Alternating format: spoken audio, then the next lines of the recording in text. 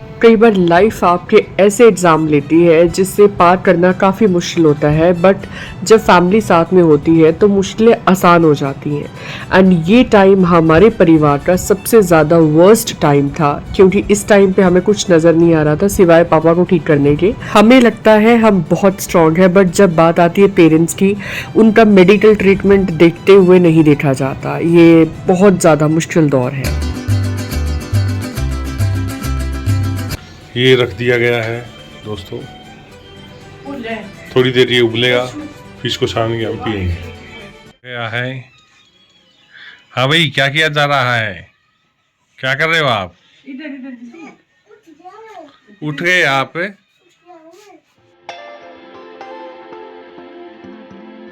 क्या कर रहे हो आप? सुबह सुबह उठ गए हो?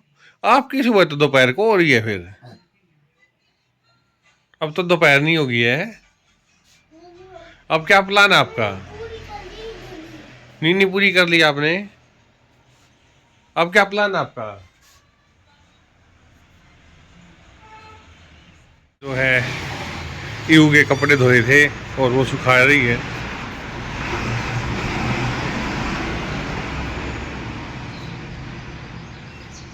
ये घर का फ्रंट साइड है। इसके कपड़े सुखा दिए हैं। बुजी सुखा रही है आपके कपड़े?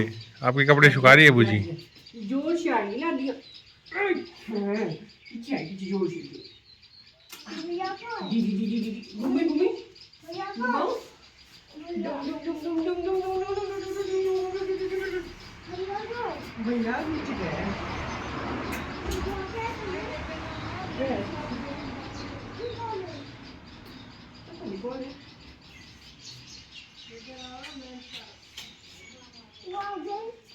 ये वो आपका क्या प्लान है अब? कौन आ गए? उस तरफ शाम का टाइम था और शाम के टाइम में पापा पी रहे थे दूध, और साथ में ड्रेसिंग वाले भैया आ चुके थे और साथ में दीदी भी अवेलेबल थे। तो दीदी भी मेडिकल में है और फिर उसके बाद ड्रेसिंग का पूरा प्रोसेस चालू हो जाता है। एंड जब भी ड्रेसिंग करते थे तो इस टाइम पे जितने भी पापा के जो भी इंस्ट्रूमेंट्स यूज़ होते हैं सारे स्टरलाइज करके रखने पड़ते थे, क्योंकि हमें ये था कि पापा तक कोई भी इन्फेक्शन ना जाए, क्योंकि ऑलरेडी डायबिटिक है और क्रॉनिक डायबिटिक है और चीज़ें ज़्यादा ख़राब हो सकती हैं अगर उनकी केयर, उनकी डाइट और उनकी मेडिसिन, उनके ट्रीटमेंट का ध्यान नहीं रखा। आई थिंक हॉस्पिटल में पेशेंट्स को देखना और लोगों को देखना इतना ज़्यादा डिफ़िकल्ट नहीं होता है, बट जब हम अपने पेरेंट्स को कोई ट्रीटमेंट करवाते हुए देखते हैं तो it is really really difficult. I think so, मुझे थोड़ा सा अजीब लग रहा था, क्योंकि पापा इस टाइम पे थोड़ी सी ऐसी सिचुएशन में थे कि डेली पापा को ड्रेसिंग भी करवानी ज़रूरी थी, क्योंकि ऑलरेडी काफ़ी ज़्यादा पाँव में इन्फेक्शन फैल गया था और चीज़ें बहुत ज़्यादा ख़राब हो गई थी टाइम पे आके। अभी धीरे धीरे चीज़ें ठीक हो रही थी, इतनी अच्छी नहीं हुई थी, इतनी भी क्रिटिकल नहीं थी, मतलब एवरेज फेज में चीज़ें चल रही थी। और लाइफ आपका एग्ज़ाम लेती है, आपको पता ही है, बार बार एग्ज़ाम लेती है। जब हम सोचते हैं कि अब अच्छा होने वाला है, तभी कुछ ऐसा होगा जो अनएक्सपेक्टेड होगा। एंड वो अनएक्सपेक्टेड फेज़ ये हमारी फैमिली का चल रहा था। इस टाइम पे काफ़ी चीज़ें बहुत हेयर वायर थी, समझ नहीं आ रहा था चीज़ें कैसे सॉर्ट होंगी, बट जैसे जैसे आप उस फेज़ में होते हो ना, वैसे वैसे चीज़ें अपने आप ही सॉर्ट होना शुरू हो जाती हैं।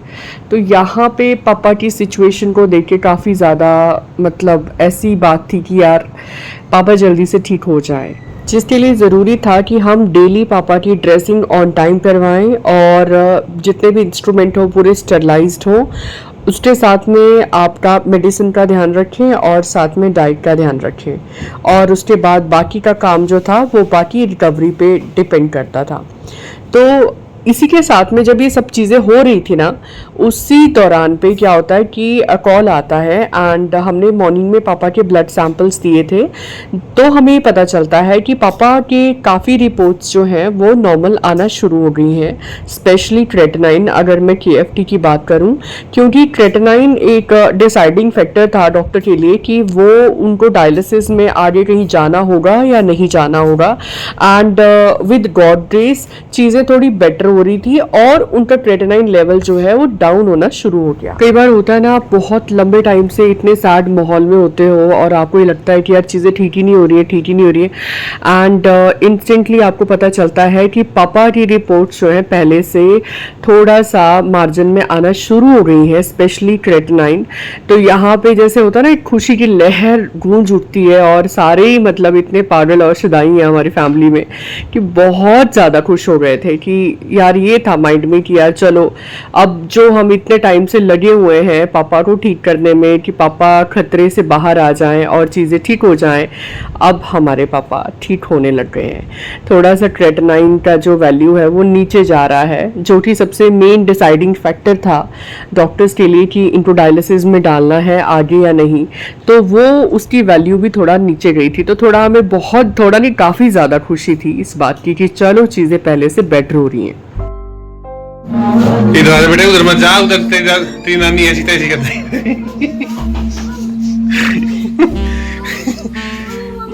ईबू क्या कर रहा है? ईबू क्या कर रहा है? डॉगी पे बैठा हूँ, डॉगी के ऊपर। डॉगी के ऊपर?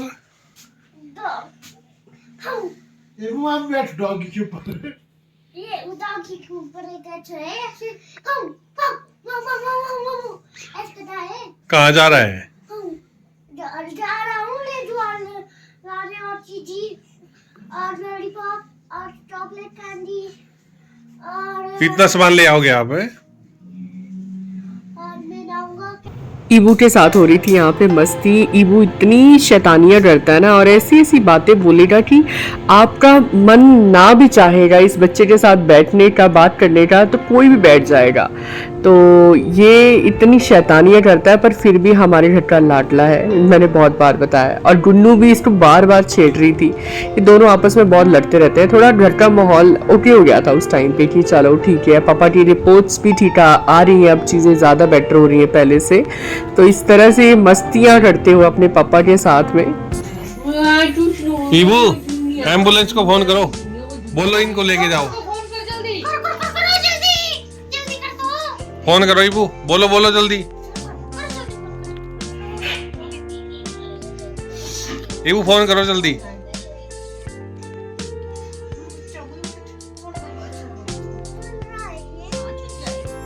ईबू डॉक्टर को बोलो जल्दी एम्बुलेंस की। ईबू एम्बुलेंस लाने की बोलो जल्दी, जल्दी बोलो एम्बुलेंस।